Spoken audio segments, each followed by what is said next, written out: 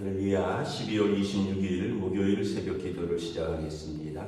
사도신경으로 우리 신앙을 고백합니다. 나는 전능하신 아버지 하나님 천지의 창조주를 믿습니다. 나는 그의 유일하신 아들 우리 주 예수 그리스도를 믿습니다. 그는 성령으로 잉태되어 동정녀 마리아에게서 나시고 본디오 빌라도에게 고난을 받아 십자가에 못 박혀 죽으시고 장사된 지 사흘 만에 죽은 자 가운데서 다시 하늘에 오르시어 전능하신 아버지 하나님 우편에 앉아 계시다가 거기로부터 살아있는 자와 죽은 자를 심판하러 오십니다.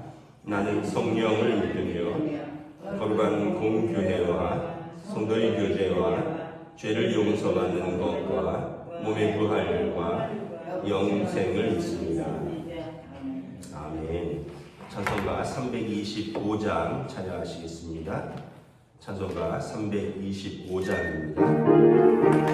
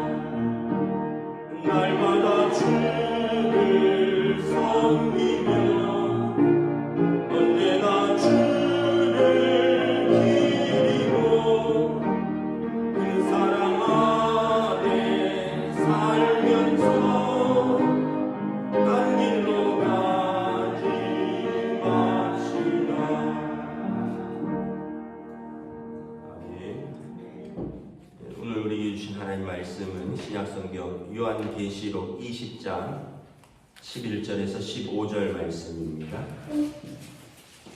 요한계시록 20장 11절에서 15절까지 말씀입니다. 다 찾으신 줄 알고 저와 여러분들이 한 절씩 교도하도록 하겠습니다. 요한계시록 20장 11절부터 15절입니다. 또 내가 크고 흰 보좌와 그 위에 앉으신 이를 보니 땅과 하늘이 그 앞에서 피하여 간대었더라.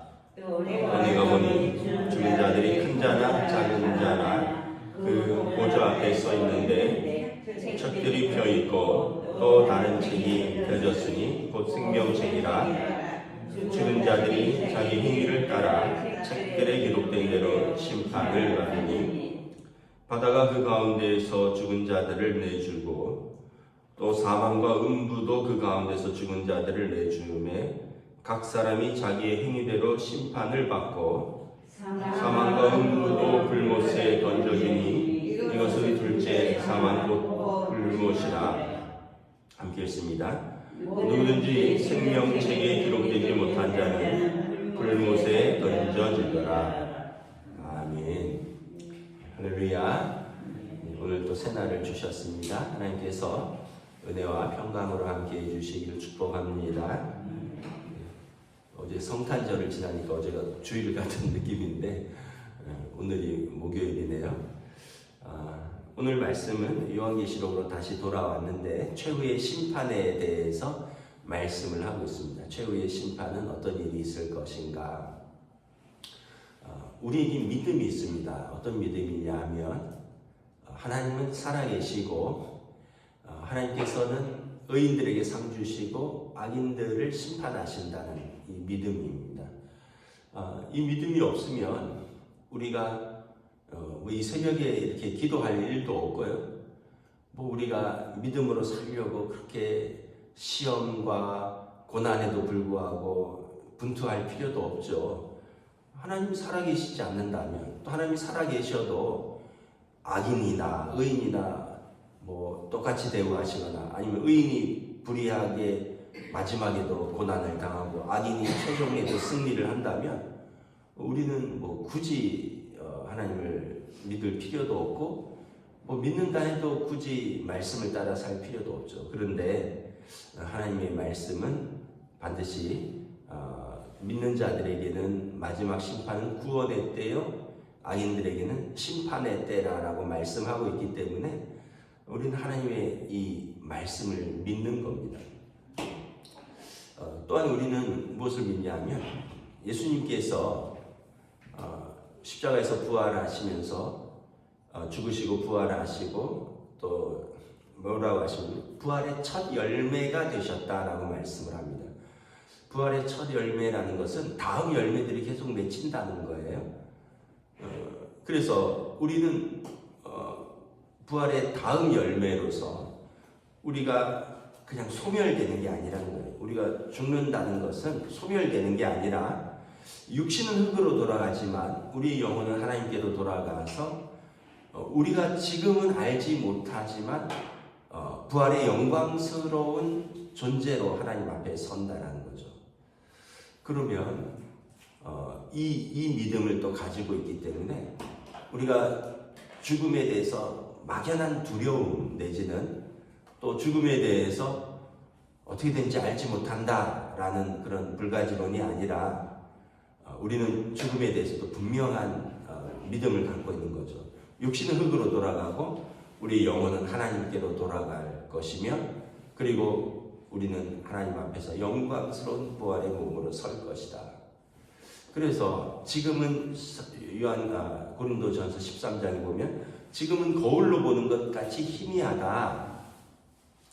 지금은 거울로 보는 것 같이 희미하죠. 그러나 그날에는 얼굴과 얼굴을 맞대고 보는 것처럼 명확하게 알 것이다 라고 말씀하고 있습니다.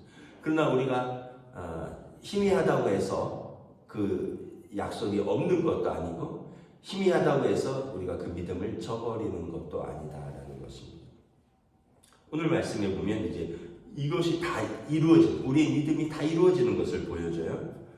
이 11절에 내가 크고 흰 보좌와 그 위에 앉으신 이를 보니 땅과 하늘이 그 앞에서 피하여 간 데가 없더라.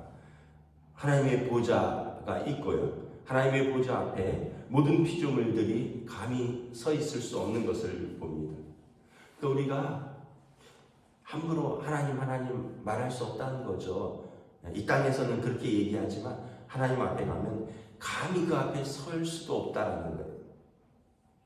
12절에 보면 죽은 자들이 큰 자나 작은 자나 그 보좌 앞에 서 있다. 그들이 다 어떤 형태인지 모르지만 부활의 몸으로 죽은 자들이 큰 자나 작은 자들, 먼저 죽은 자들이 부활하여 하나님 앞에 다 선다라는 것이, 큰 자나 작은 자나, 이 땅에서 크다고 생각했던 사람, 이 땅에서 자기가 괜찮다고 생각했던 사람, 이 땅에서 별 볼 일 없다고 생각하고 작은 사람이라고 생각했던 사람들 다 상관없이 다 부활의 하나님 앞에 설 것입니다. 서 있는데 이 하나님의 심판의 보좌 앞에는 두 책이 있다라는 거예요. 하나는 생명책이고 또 하나는 죽은 자들이 자기 행위를 따라 기록된 책이라는 거예요. 그래서 이 두 가지 책으로 심판을 하시는데 13절에 보면 바다가 그 가운데서 죽은 자들을 내주고 사망과 음부도 그 가운데서 죽은 자들을 내주매 각 사람이 자기의 행위대로 심판을 받고, 그러니까 이 모든 죽은 자들이 다 다시 하나님 앞에서 심판을 받는 마지막 심판의 때가 온다는 거예요. 우리가 이 죽으면 바로 심판이 있느냐, 그것도 있을 것입니다. 왜냐하면 누가복음에 보면 부자와 나사로의 비유에서 보면 거지 나사로는 죽으면 아브라함의 품에 부자는 음부에서 고통당하고 있거든요. 그런데 그게 최종 심판이 아니라 마지막 최종 심판이 있다는 거예요. 그때 아브라함의 품에 있는 자도, 그때 음부에 있는 자도, 여기 보면 사망과 음부에 있는 모든 자들이 다 하나님 앞에 서는 그때가 올 것이라는 거예요. 그때 각 사람이 자기 행위대로 심판을 받고, 여러분 우리가 얼마나 두렵고 떨리는 일입니까? 우리가 이렇게 산다는 것을 함부로 살면 안 되는 것을 알 수 있죠. 사도 바울도 두렵고 떨림으로 너희 구원을 이루어가라 이렇게 말씀을 하잖아요. 우리가 하는 모든 말들, 우리가 하는 모든 행위들이 다 심판의 근거라는 거예요. 하나님 앞에서. 여러분 우리가 내가 다 이유가 있어서 그렇게 말했지, 내가 이유가 있어서 그렇게 내가 그 사람하고 싸웠지, 하나님 앞에 그게 통할 것 같으세요? 우리 이유와 하나님의 절대적인 공의와 심판의 기준 앞에서 내 이유를 갖고 내가 그래서 그 사람을 그렇게 미워했다고, 그래서 내가 그 사람한테 좀 못되게 했다고, 그게 하나님 앞에서 우리가 할 수 있을까요? 어쨌든 자신 있으면 하나님의 앞에서 그 행위의 심판의 기준으로 설 수 있는 분은 서시라는 거죠. 그런데 14절에 보면 그 행위의 심판대로 다시 불못에 던져지니 이것이 둘째 사망이라. 이것은 완전한 사망이고요. 첫 번째 사망은 우리의 육신의 장막이 허물어지는 때가 첫 번째 사망입니다. 두 번째 사망은 하나님의 심판대 앞에서 최종 심판을 받아서 불못에 던져지는 것이 둘째 사망이라는 것입니다. 이것은 더 이상의 기회가 없는 마지막 심판이고 마지막 사망이라는 거예요. 그런데 15절에 누구든지 생명책에 기록되지 못한 자는 불못에 던져지더라. 그럼 불못에 던져지지 않는 자가 있다는 거죠. 둘째 사망을 피하는 사람들이 있다는 거예요. 이 사람들은 둘째 생명을 얻는 사람들이겠죠. 어떤 사람들일까요? 생명책에 이름이 기록된 자라는 거예요. 생명책에 이름이 기록된 자는 어떤 사람들입니까? 예수님께서 말씀하셨죠. 하나님이 세상을 이처럼 사랑하사 독생자를 주셨으니 이는 저를 믿는 자는 멸망치 않고 영생을 얻게 하려 하심이라. 오늘 말씀에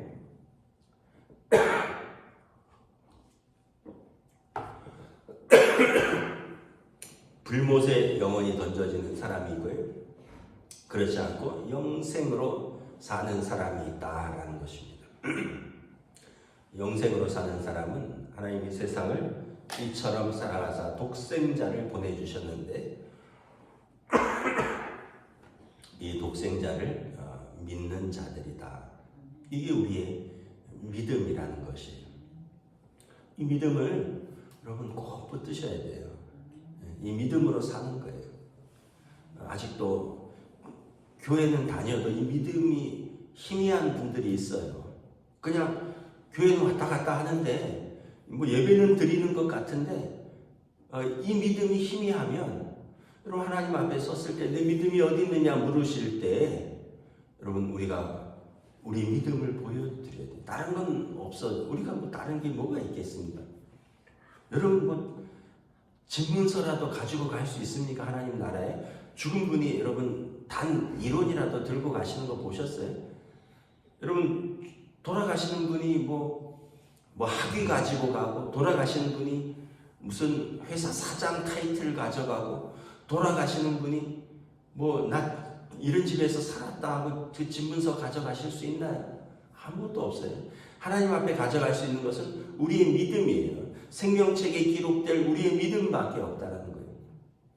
그러므로 오늘은 사도 바울은 베드로서에도 보면 우리에게 소망을 묻는 자들에게 두렵고 떨리는 마음으로 너희의 소망의 근거를 말할 수 있어야 된다.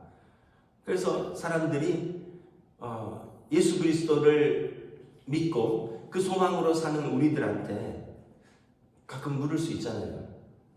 당신은 그렇게 삶이 고단해 보이는데 그래도 어떻게 그렇게 언제나 한결같냐. 당신은 참 누가 봐도 그렇게 고난이 많은데 그래도 어떻게 그렇게 씩씩하게 교회도 다니고 열심히 살려고 애를 쓰냐.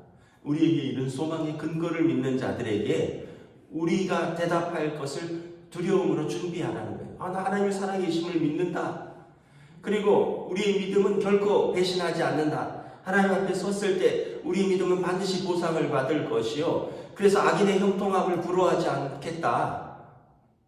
이 믿음의 근거를 우리가 가지고 있는 것이다. 그래서 생명책에 기록된 자는 여러분 영생을 얻는다. 제가 어제 성탄 설교에서 말씀했죠. 우리가 정말 그 어떤 마지막 때는 이 믿음이 없다면 엄청나게 두려울 겁니다. 이 믿음이 없다면 우리가 두려움 속에서 마지막을 맞이할 거예요. 어디로 가는지도 모를 거고, 가도 나에게 남겨져 있는 것은 내 돌아보면 죄밖에 없으니까. 그러나 이 믿음이 있으면 우리는 소망 가운데, 평안함 가운데 주님 손을 붙들 수 있는 것이죠. 오늘 요한계시록이 초대교회 성도들에게 이 믿음을 지키라. 최후의 승리자는 믿음을 가진 성도들이다. 최후의 승리자는 하나님의 교회다라는 것을 선포하는 것입니다. 어제 성탄절인데 예수님이 오셨는데 또 오늘부터 또 시험에 걸리고 오늘부터 또 믿음이 있네 없네 이러면 안 되는 거죠. 예수님은 늘 계시지만 우리는 그 소망과 이 믿음의 예수 그리스도를 꼭 붙들고 오늘도 담대하게 또 2024년도 은혜로 잘 마무리하시고 또 2025년을 기대와 소망과 기도로 준비하는 저와 여러분 되시기를 우리 주님의 이름으로 축복합니다. 기도하겠습니다. 하나님 은혜를 감사합니다. 오늘 또한 최종 심판이 있다라고 오늘 요한 사도는 자신이 본 환상을 성도들에게 선포합니다. 보좌에 앉으신 분이 모든 피조물들을 그들 앞에 불러 모으되 산자나 죽은 자나 또 죽었어도 모든 이들이 심판을 피할 수 없으며 하나님 앞에 섰을 때 믿음이 있는 자는 생명책에 기록되었고 믿음을 저버린 자는 그들의 행위대로 각자 심판을 받고 둘째 사망에 처하게 될 것이라. 그러므로 사랑하는 성도들아, 또 고난당하고 있는 교회여, 믿음을 가지고 하나님을 바라보며 소망 가운데 인내하면서 우리가 승리하자 말씀하고 있습니다. 오늘도 이 시대를 살아가는 사랑하는 성도들, 고난도 있고 시험도 있지만 우리도 이 믿음을 가지고 이 소망을 바라보며 승리하는 하루하루로 인도하여 주시옵소서. 감사를 드리오며 우리 주 예수 그리스도 이름으로 기도드리옵나이다. 아멘. 하늘에 계신 우리 아버지, 아버지의 이름을 거룩하게 하시며 아버지의 나라가 오게 하시며 아버지의 뜻이 하늘에서와 같이 땅에서도 이루어지게 하소서. 오늘 우리에게 일용할 양식을 주시고 우리가 우리에게 잘못한 사람을 용서하여 준 것 같이 우리 죄를 용서하여 주시고 우리를 시험에 빠지지 않게 하시고 악에서 구하소서. 나라와 권능과 영광이 영원히 아버지의 것입니다. 아멘. 아멘.